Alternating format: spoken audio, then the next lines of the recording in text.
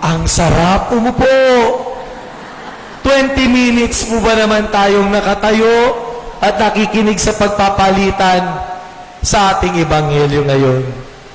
Sana all nakaupo. Good morning po sa inyo lahat. Mahal na araw na naman, pumasok na tayo dito sa araw ng Linggo ng Palaspas. Dumating na tayo sa simula ng mga mahal na araw. At tuwing mahal na araw, mayroong palabas palagi na pinapanood natin o napapanood natin. Ang pangalan ng pelikulang ito, The Passion of the Christ. Napanood niyo po ba itong palabas na ito? Kung hindi pa, panoorin ninyo ngayong Lenten season, ngayong Holy Week. At alam niyo po ba na dito sa Passion of the Christ, merong isang eksena na paikaiksi lamang kung saan merong babaeng lumapit kay Jesus. Kinuha ang panyo, pinahid sa mukha ni Jesus. Ano ang pangalan ng babaeng ito? Si Veronica. Veronica. Nung kami po ay nag-pilgrimage sa Laguna, naalala ko yung bata, pinapaliwanag sa amin. Si Veronica, ang pangalang ito ay nagmula sa dalawang salita, Vera at Icon. Ibig sabihin, totoong muka, true or real face. Bagamat si Veronica ay hindi natin makikita sa ating banal na kasulatan, maganda yung kanyang kwento. Ang kwento ng isang taong nagmamalasakit, punasan ang mukha ni Jesus.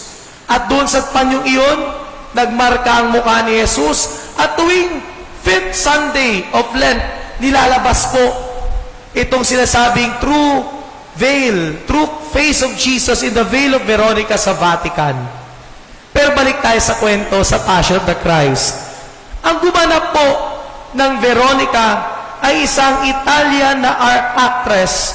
Ang pangalan po, Sabrina Impacciatore. At alam niyo po, naging life-changing para sa kanya ang pagiging Veronica doon sa pelikulang The Passion of the Christ. Si Sabrina po ay pinanganak na Katoliko, ngunit siya, hindi niya sinabuhay ang pagiging Katoliko. Perhaps because of the stresses of life, because of what is happening around her. Yes, she was baptized Catholic, but she did not live a Catholic Christian life. She even refused to recognize Christ. And when she was asked, or even offered, if you may, to become Veronica, during the times when the scenes were shot, she had to take as much as 20 takes on a very simple scene. Simple lang yung gagawin. 20 take, hindi niya magawa. Simple lang naman. Lalapit siya kay Jesus, kukunin yung panyo, ipupuna sa mukha. Pero ayon sa kanya, hindi niya kayang gawin. Why? First of all, she doesn't know Christ. She doesn't recognize Christ.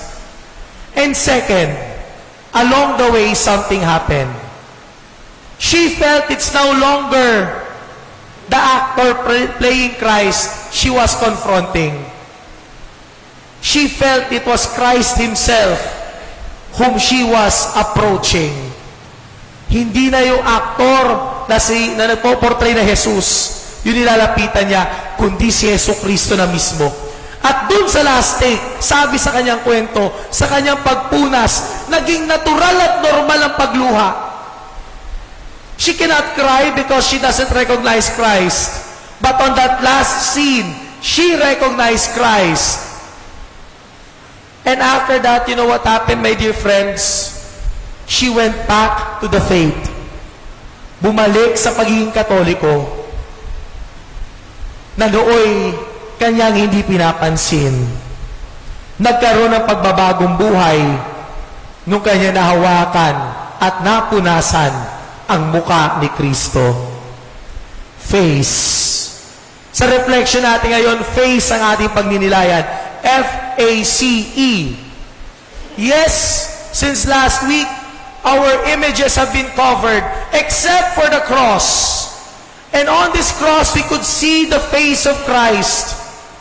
At ngayong Palm Sunday, ang hamon sa atin, tignan, sulyapan, pagmasdan ang muka ni Kristo. And what can we see in the face of Christ? F-A-C-E. Madaling tandaan, apat na katangian, 4 qualities that perhaps we as followers of Christ in this Holy Week can do and follow and imitate and emulate. F stands for free. Jesus was a free person accepting death on a cross. Pwede naman niyang iwasan, pwede naman niyang gamitin ang kanyang pagiging Diyos, pero hindi. Malaya niyang tinanggap ang sakripisyo sa krus. Bakit? Sapagkat para sa Kanya, ang mahalaga ang paggawa ng kalooban ng Diyos. Nabanggit sa ating gospel reading today, not my will, but your will be done. Yan ang motto ni Jesus. At kung kayo po'y nakinig po sa akin pong Advent Recollection last night, kung hindi nyo po napapakinggan, tingnan nyo po, naka-cross post sa ating parish Facebook page, San Antonio de Padua Parish Diocese of Parañaque, at sa aking pong Facebook page, Father Kevin Crisostomo. Kanino ba natuto si Jesus? Kundi sa kanyang magulang.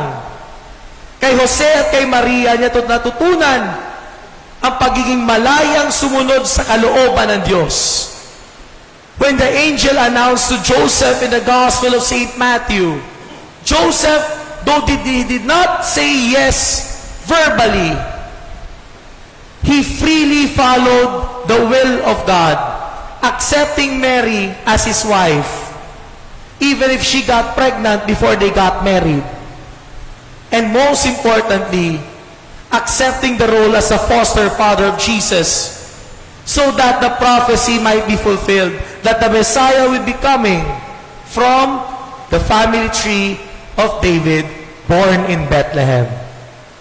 Si Maria, yan din ang sinabi sa anghel sa Annunciation, ayon sa Gospel of St. Luke, let it be done unto me according to your word. Malaya niyang tinanggap ang pagdadalang tao / pagdadalang Diyos. Kahit na magiging masama ang tingin sa kanya ng mga tao. Natutunan ni Jesus ang pagsunod sa kalooban ng Diyos. Kanino? Sa kanyang magulang.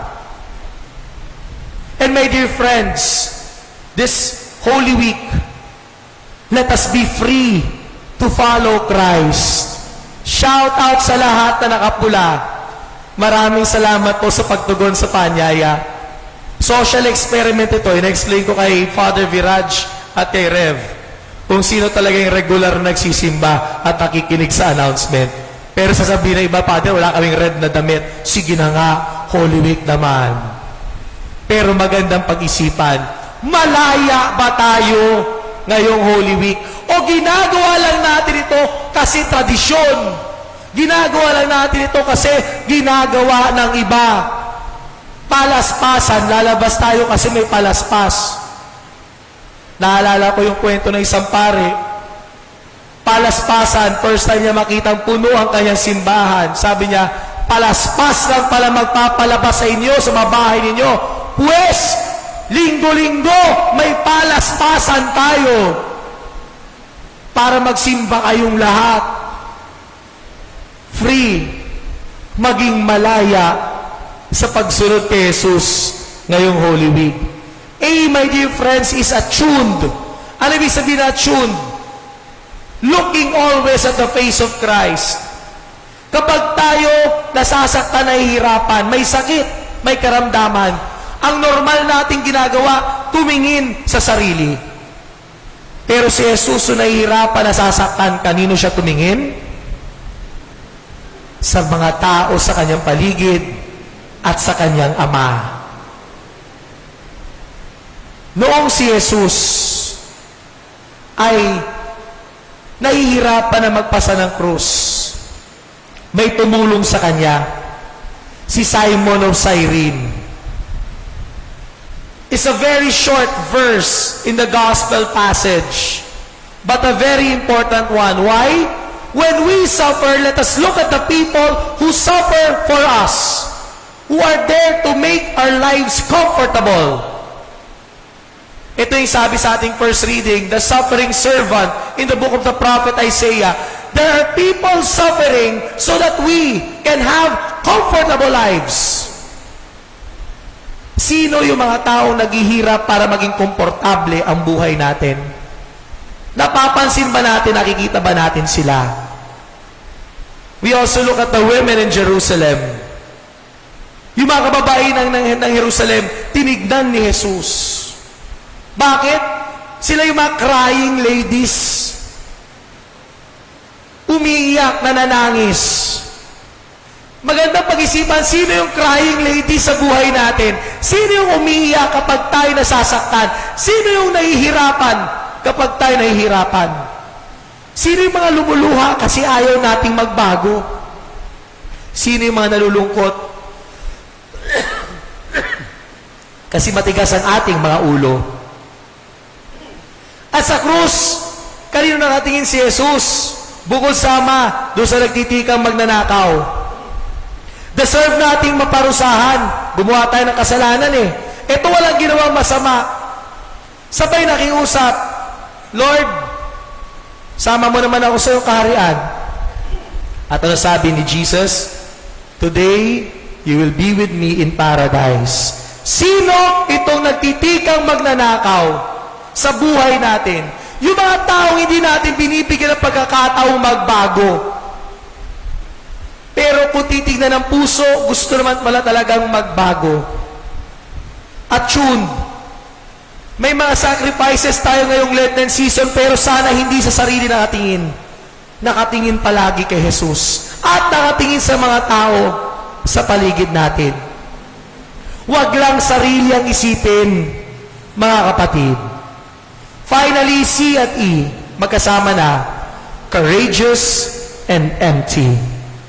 Yung ating second reading, sa letter of St. Paul to the Philippians. St. Paul explains to us how the Lord emptied Himself so that He can fill us up. Inubos ang sarili para tayo ay magkaroon. Panghuling kwento, ako po ay miyembro ng cycling community, alam niyo yan, may bibisikleta po ako. At sa bisikleta, napakalaga ng tubig. Pag wala kang tubig, uhaw ka, pupulikating ka, mabilis ka, mapagod. Minsan po sa aking pagbabike, naubusan po ako ng tubig. Nilapitan ko yung kasama ko, sabi ko, Brad, penging tubig, konti lang. Alam niyo pong ginawa ng kasama ko, binuhos niya yung kanyang buong laman ng water bottle sa aking water bottle. Sabi ko, Brad, konti lang hiningi ko, bakit mo binigay ang lahat? Ano sabi sa akin? Pads, binuhos ko na lahat para makainom ka. Binuhos ko ang lahat para makainom ka, para mabuhay ka. Napagandang mensahe sa atin ng Panginoon as we begin this Holy Week. The Lord poured Himself to us to the point of being empty, courageously giving it so that we could be full. Face, F-A-C-E, madaling tandaan. Sa pagsulyap natin sa mukha ni Jesus, tularan natin ang kanyang mukha. F, free. A, attune. C, courageous. E, empty. Ngayong Holy Week, malayang sundan si Jesus. Nakatingin, nakatuon ang ating muka sa Kanya.